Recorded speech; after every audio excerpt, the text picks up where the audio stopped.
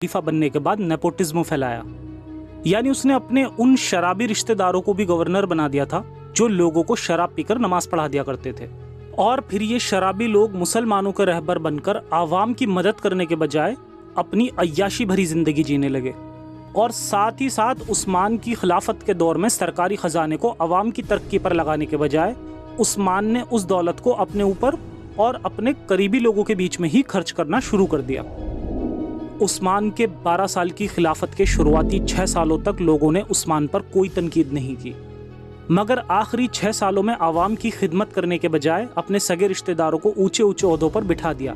और उस्मान ने खुम्स यानी माल गनीमत का 5वां हिस्सा जो आवाम के लिए इस्तेमाल होना था उसने मरवान को दे दिया। और इसी तरह इसने अपने परिवार वालों को और रिश्तेदारों को खूब दौलत बांट दी। उस्मान के इन्हीं सब मनमानियों के चलते लोगों ने भी वही करा जो उन्हें करना भी चाहिए था। लोग उस्मान के खिलाफत से तंग आकर बगावत करने लगे और मदीना में जमा होकर उस्मान को उनके ही घर में कैद कर दिया। इस मौके पर पूरा मुस्लिम समाज उस्मान के खिलाफ खड़ा हो गया था, सिवाय बनु उमैया के लोगों के, क्योंकि ये उस्मान का खानदान था जो कि कुरैश कबीले का ही एक हिस्सा था।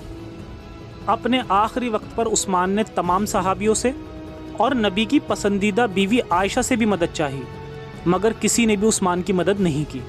इसी तरह जब हजरत अली से उस्मान ने मदद चाही तो इनका भी जवाब था कि उस्मान बागियों की बात मान ले और उनकी शर्तें पूरी कर दे, जिसके लिए उस्मान राजी नहीं हुआ। आइए चलते हैं और कुछ इंपॉर्टेंट घटनाओं पर नजर डालते हैं। मुआविया की उस्मान की मदद को देरी। बागियों ने उस्मान को करीब 40 दिन तक उनके घर में कैद कर दिया था। ये इतना वक्त था कि आराम से मुआविया और बाकी गवर्नर सैनिकों के साथ आकर उस्मान की जान बचा सकते थे, मगर इन्होंने ऐसा नहीं किया। ये भी चाहते थे कि उनके भाई उस्मान को कत्ल कर दिया जाए ताकि वो खुद को उस्मान का वारिस बताकर गवर्नर से सीधा खलीफा बन जाए। ये भी तारीखी किताबों से साबित होता है।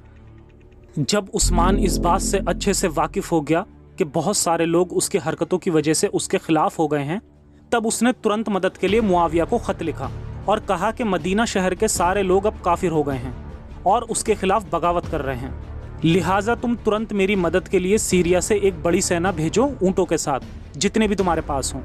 जब मुआविया को उस्मान का खत मिला तब उस्मान की मदद करने के बजाय उसने खत की तरफ कोई तवज्जो नहीं दी, क्योंकि वो नबी के सहाबाओं से लड़ना नहीं चाहता था।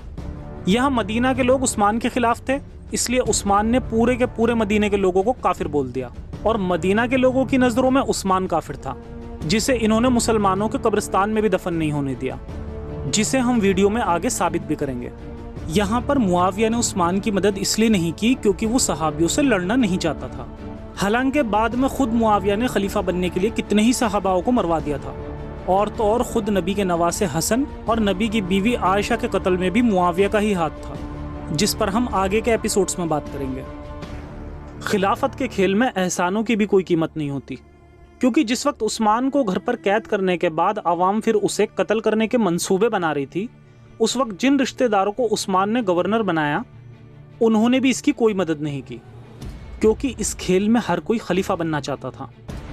जब हजरत उस्मान को बागियों ने घर में कैद कर दिया तब हजरत उस्मान ने हजरत मुआविया को खत लिखा कि वो जल्द से जल्द उनकी मदद करने के लिए सैनिकों के साथ मदीना आए।